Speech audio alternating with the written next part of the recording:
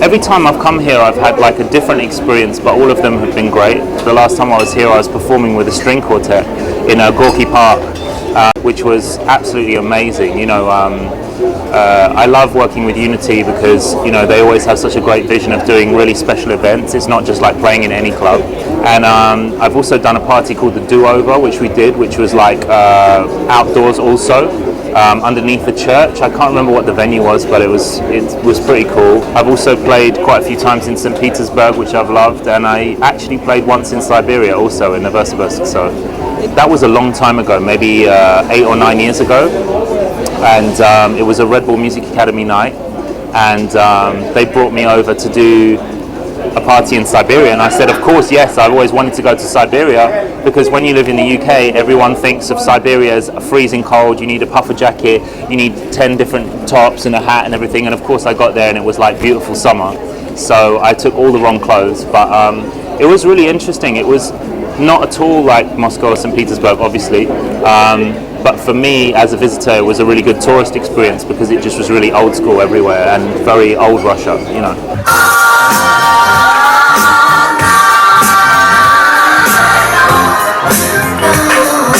Yeah, the thing is with DJing is I never really know what I'm going to do until I get there, and in a way that's the most stressful way to live, because you can never really be sure what the situation is. You have to react to the crowd, but in a way that is the true DJing, you know. I don't really believe in pre-prepared sets. I don't really believe in going there knowing exactly what you're going to do.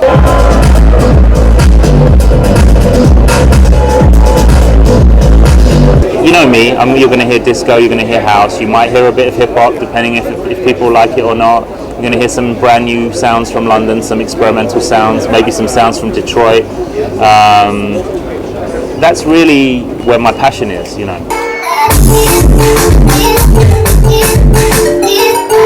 Of course, the music that I play in the club is completely different to the music that I play on the radio or that I listen to at home.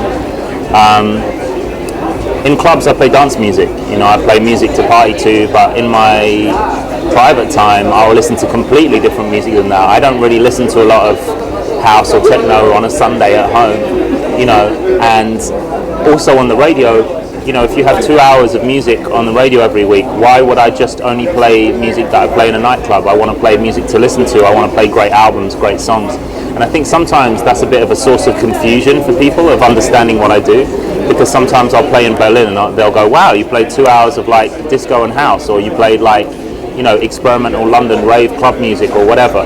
And I think it's because they think from the radio show that they're going to hear like James Blake or Radiohead or, you know, music that's more listening music. And I feel like on the radio, I want to play a bit of both. I want to reflect what I do on the weekend in clubs. So I will play, of course, good dance music, good club music, or dance floor music. But I'm also going to play music to listen to, you know.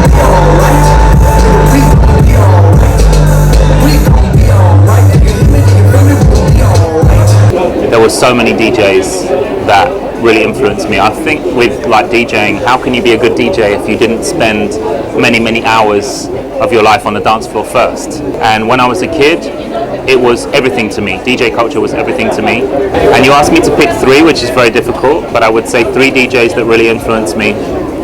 One would be Fabio, who plays drum and bass music, and I used to go and listen to him play in a place called the Mars Bar for a club night called Speed. And at that time, sort of 1996, 95, 96, 97, he was one of the most inspirational DJs to me and continues to be, and the reason for that is that he's always found his sound within the genre. He's always found his flow, his sound within what he does, and like the way he DJ'd and put his sets together was always like, it was like a real journey, and that terminology is always used with DJing, oh, it's a journey, but with him it was so true.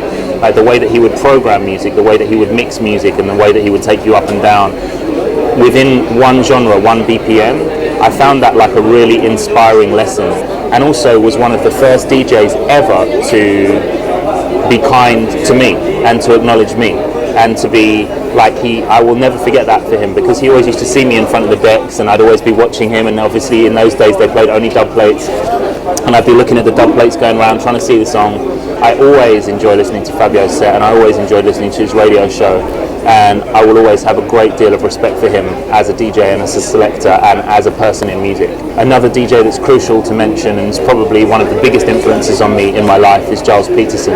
In a way, my musical education in London came from the radio about club music before it came from clubs. So I used to listen to pirate radio, and I used to hear like electro, early hip hop, acid house, rare groove, all of these different types of music. But the context is different when you've never been to a club, because you're just listening to it on the radio. And then when I started going to nightclubs and starting to understand DJ culture, and really, it really blew my mind. And I was one of those people that, unlike most of my friends at the time, my friends were either into like pop music or grunge, like at that time, and I was the only kid that was like into Public Enemy and jazz and like house music or whatever. And Giles was the first person I ever heard who managed to amazingly and tastefully merge all of these sounds together and present them all together. And I realized that music does not have to be the house show, the hip hop show, the techno show. It can be all of those things. And also, when I was a kid, I used to play sax, so I knew a lot about Charlie Parker and John Coltrane and Ben Webster and all these kind of people.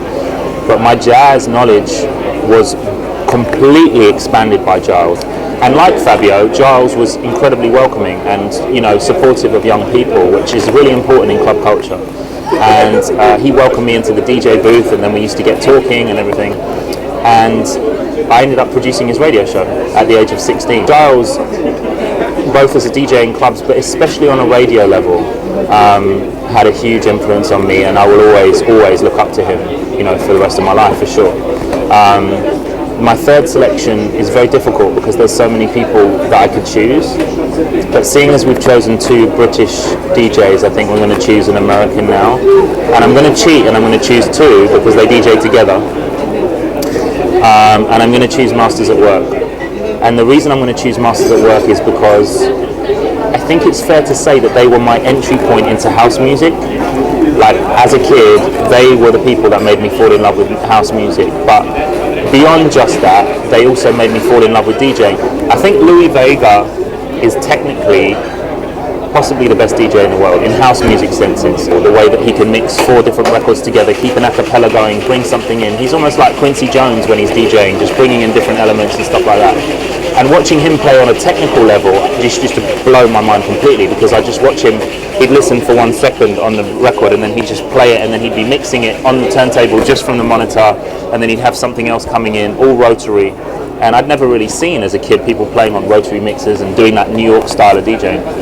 And Kenny Dope really was another person that, a bit like Giles, when I first heard Giles, I was like, yes, this is what I'm into. Kenny is that guy for me, because Kenny has the hip hop and the house thing.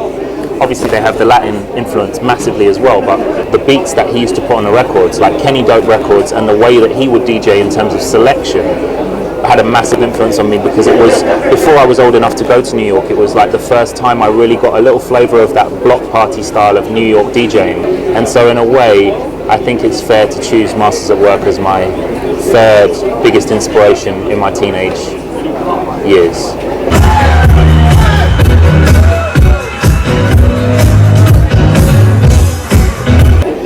Is technical ability important? Yes, definitely.